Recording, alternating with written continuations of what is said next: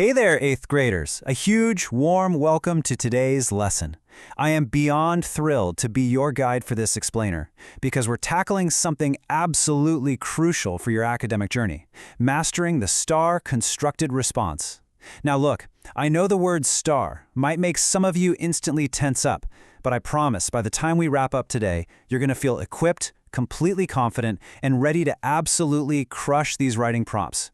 We aren't just learning how to pass a test today, we're literally learning how to build a powerful, bulletproof argument. But before we dive into the nuts and bolts of writing, let's ground our lesson in the book of Matthew, chapter 5, verse 37. It reads, "But let your communication be, yea, yea, nay, nay, for whatsoever is more than these cometh of evil." Just think about what Jesus is telling us right there. He's talking about clarity. He's emphasizing honesty and directness. And that kind of clear communication, that's our ultimate goal today. We're not just writing to get a good grade on some piece of paper. We are developing a foundational tool to defend truth in the real world. Because when your words are clear and purposeful, you become a powerful force for good. Okay, so here's our roadmap for the day. First, the power of clear communication. Then the three-part blueprint. After that, proving your point, weaving your evidence, and writing a strong conclusion. And finally, we'll talk about what it means to be a godly learner. Let's jump right in. Starting with part 1, the power of clear communication. So why does mastering this specific kind of writing actually matter?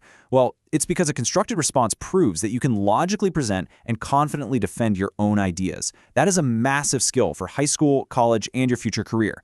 Think about the difference between a basic short answer and a constructed response. Short answers are usually brief. They just ask for a quick fact. But constructed responses, they demand deeper analysis, multiple pieces of evidence, and a really strong explanation. It's all about depth, not just length. You can't just throw in a bunch of fluff to fill up the text box. You've got to be clear, highly organized, and incredibly purposeful. Moving on to part 2, the three-part blueprint. I want you to think of yourself as an architect building an argument. You wouldn't build a house without a solid blueprint, right? Well, you can't build a strong argument without one either. So here is your master blueprint. Step 1. Answer the question clearly. Don't beat around the bush. State your main idea right out of the gate. Step 2. Provide multiple pieces of relevant evidence. And notice that word, multiple. One single quote usually just isn't enough to build a deep, convincing response. And step 3, explain how the evidence proves your point. This is where you connect the dots. Never assume your reader knows what you're thinking. You've got to tell them exactly why that evidence matters. Which brings us to part 3, proving your point.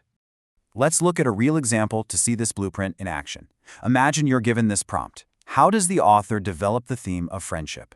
Following step 1 of our blueprint, we deliver a direct, clear answer through the characters' loyalty to each other. Boom! Direct, clear, and perfectly focused on loyalty. You have completely set the stage. Now, how do we actually back that up? Here are steps 2 and 3 in action. We pull our first piece of evidence straight from the text. Even when trouble came, they stood together. Then we add a second piece of evidence. Maria gave up her own safety to protect James. Finally, we deliver our explanation. True friends make sacrifices. Do you see how those two distinct pieces of evidence are tied beautifully together by that strong explanation? It leaves absolutely no doubt in the reader's mind that you understand the theme of sacrifice. Next up, part 4, weaving your evidence.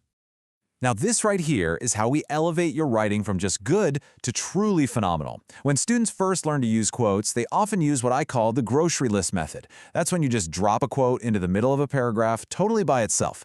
It feels clunky, it's isolated, and honestly, it disjoints the whole flow of your writing.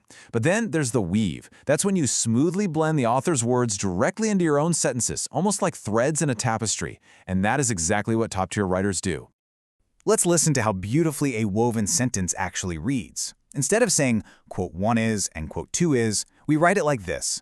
The author shows their bond when they refused to leave each other's side, and later when Maria took the blame so James wouldn't be punished. Hearing that out loud, you can really feel how seamlessly those ideas flow together, right? The author's words naturally become part of your own thought process. That is the magic of the weave. All right, part 5, writing a strong conclusion.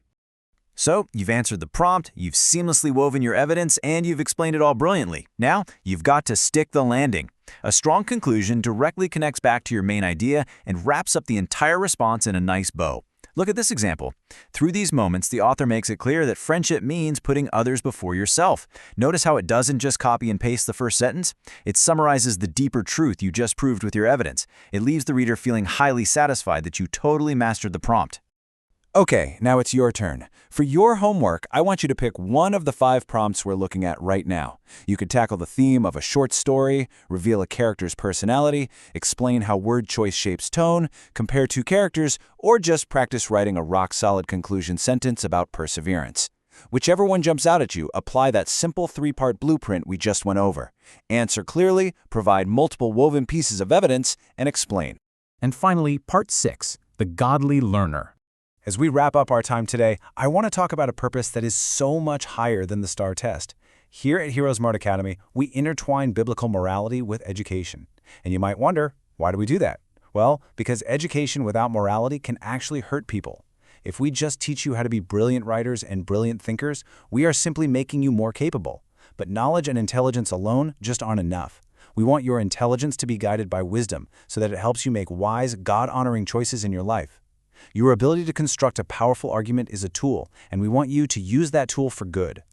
The Apostle Paul writes in Romans chapter 8, verses 6 and 7, "For to be carnally minded is death, but to be spiritually minded is life and peace."